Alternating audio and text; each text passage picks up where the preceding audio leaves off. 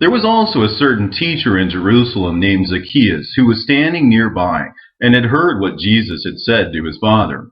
He was stunned that a mere child such as he would speak such things, and seeing that Jesus could not be vanquished, and recognizing the power that was within him, he was incensed, and started fearlessly, foolishly, and rudely denouncing Joseph.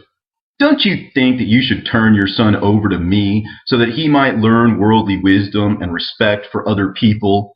It is clear to me that you and Mary care more about your own son than you do the elders of Israel and what they have to say of him.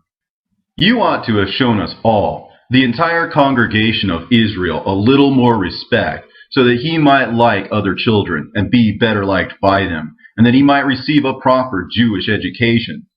Joseph, however, questioned them. "Who, I ask, is capable of taking him on and teaching him anything? If you think that you can do it, then we are more than willing to let you try and provide him with a common education." And a few days later, he went up to Joseph saying, "You know, your boy really is quite clever, and he has tremendous insight. Why not turn him over to me, that he might learn his letters?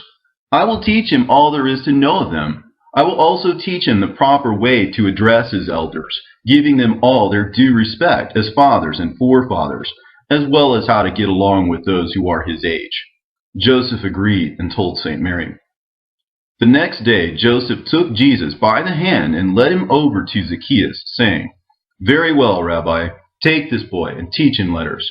"Brother," he responded, "if you will turn him over to me, I will cast light on the scriptures for him, convincing him that he ought to bless everything and curse nothing." And Jesus, hearing what Zacchaeus had said, burst into laughter and answered them, "The lessons to which you refer and the principles that underlie them are sufficient for an ordinary person's education, and as such ought to be kept by them. But your law courts are alien to me. You speak as you can understand, but I understand much more than you can, for before the ages came about, I am. I even know when your fathers' fathers were born, yet I have no fleshly father. You who read from the law and know about it do indeed hold to it. But I existed before the law was given.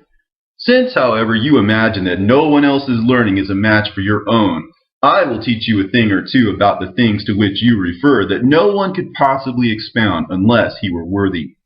For when I am exalted in this world at last, I will bring an end to all reference to your lineage. You see, you do not yourselves recall the occasion of your birth. I not only know when all of you were born, but also how much longer you will live on this earth." "Oh, oh, oh," they all responded in amazement. "What a great and incredible mystery this is! We have never heard any such claims before. No one else has ever said such things, not even the prophets themselves, or the scribes, or the Pharisees. We know where this boy came from. He is scarcely even 5 years old. Where does he get off saying things like this?"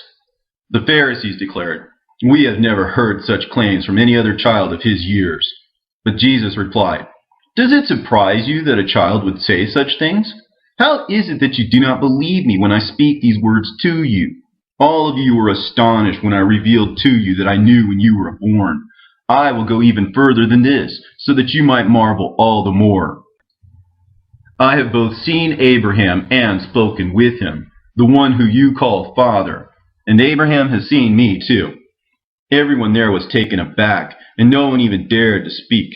And Jesus added, "I have been in your midst as a child among your children, and you have not even come to know me. I have spoken to you as with the wise, and you have failed to comprehend my speech. Indeed, you are more childish than I am, and your faith is stunted."